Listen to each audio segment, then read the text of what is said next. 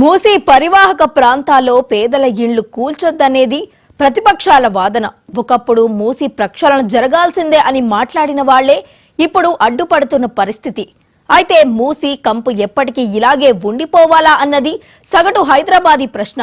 నగరంలోని ప్రధాన ప్రాంతాల నుంచి మూసీ ప్రవహిస్తుంది. మొత్తం దుర్వాసనే, ఎటు చూసినా కాలుష్యమే, పైగా ఆక్రమణలు.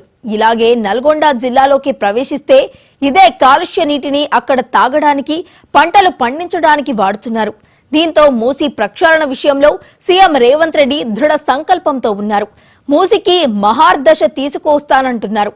కానీ విపక్షాలు రూటు మాత్రం మారేలా ఉందన్న వాదన వినిపిస్తోంది.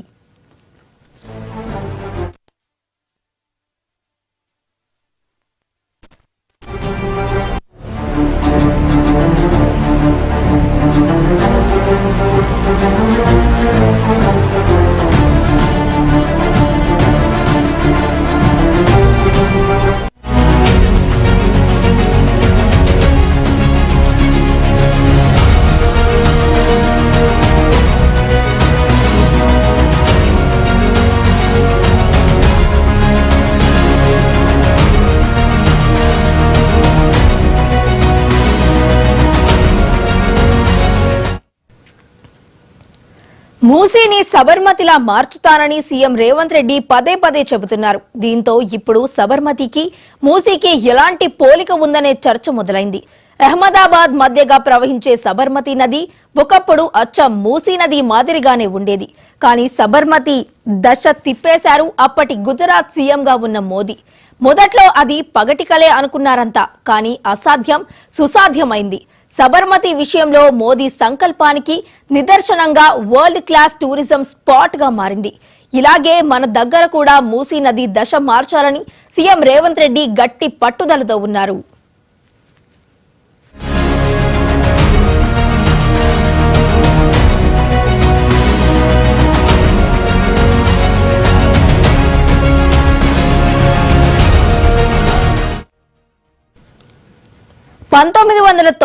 లో Ahmedabad municipal corporation Sabarmati river front development corporation limited ను ఏర్పాటు చేసింది. 2001లో నరేంద్ర మోడీ గుజరాత్ ముఖ్యమంత్రిగా తొలిసారి బాధ్యతలు చేపట్టినప్పటి నుంచి సబర్మతి రివర్ ఫ్రంట్ అభివృద్ధికి అత్యంత ప్రాధాన్యత ఇచ్చారు. 2005లో నిర్మాణాలు, ఆక్రమణల తొలగింపు మొదలు 2012 నాటికి సబర్మతికి ఒక రూపు వచ్చింది. వాటర్ ఫ్రంట్ తో సహా బ్యూటిఫికేషన్, గ్రీనరీ, చుట్టూ పార్కులు నిర్మించారు. 2012లో సబర్మతి తీరంలోనే ఇంటర్నేషనల్ కైట్ ఫెస్టివల్ నిర్వహించడంతో అంతర్జాతీయంగా టూరిజం మ్యాప్ లోకి ఈ నది వచ్చింది. మారిన సబర్మతి ఎలా ఉందో బాహ్య ప్రపంచమంతా చూసింది. ఇక సెప్టెంబర్ 17, 2014న చైనా అధ్యక్షుడు జిన్పింగ్ సతీ సమేతంగా సబర్మతి రివర్ ఫ్రంట్ ను చూసి అద్భుతమని అన్నారు.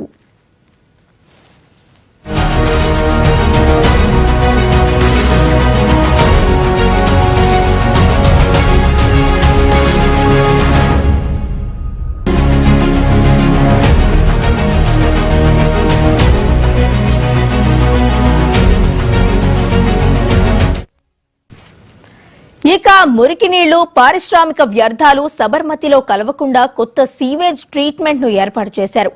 ఆక్రమణలకు గురైన 501 ఎకరాలను స్వాధీనం చేసుకున్నారు.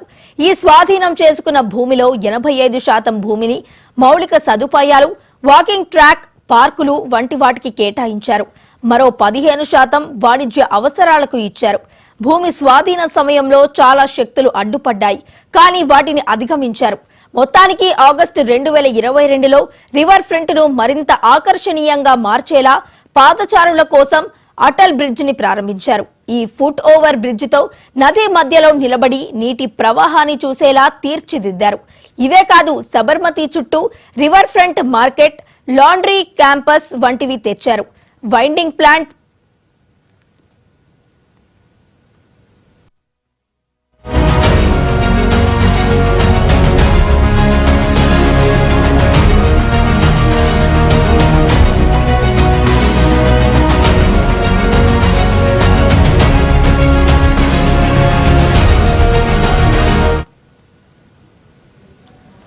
వెండింగ్ ప్లాట్ఫామ్లు ఏర్పాటు చేయించారు. పట్టణ ప్రణాళిక అభివృద్ధి హిస్టరీలో ఒక సక్సెస్ఫుల్ ఎగ్జాంపుల్ గా సబర్మతి రివర్ ఫ్రంట్ నిలిచింది. మూసీని ప్రపంచంలోనే అత్యంత సుందరమైన రివర్ ఫ్రంట్ గా రూపొందించడానికి యాక్షన్ ప్లాన్ తో రంగంలోకి దిగుతున్నారు సీఎం రేవంత్ రెడ్డి. అయితే నాడు మూసీ చేపట్టిన ప్రాజెక్టు తరహాలోనే నేడు మూసీ రూపంలో రేవంత్ చేపడితే ప్రతిపక్షాలు ఎందుకు విమర్శలు చేస్తున్నాయనే ప్రశ్నలు తలెత్తుతున్నాయి. నాడు సబర్మతి రివర్ ఫ్రంట్ ఏర్పాటులో కూడా నరేంద్ర మోడీ ఇలాంటి విమర్శలనే ఎదుర్కొన్నారు. అయినా మొక్కవోని దీక్షలో అనుకున్న లక్ష్యాన్ని పూర్తి చేయగలిగారు. ప్రస్తుతం సరిగ్గా అదే పరిస్థితి తెలంగాణ ముఖ్యమంత్రి రేవంత్ రెడ్డి ఎదురవుతోంది.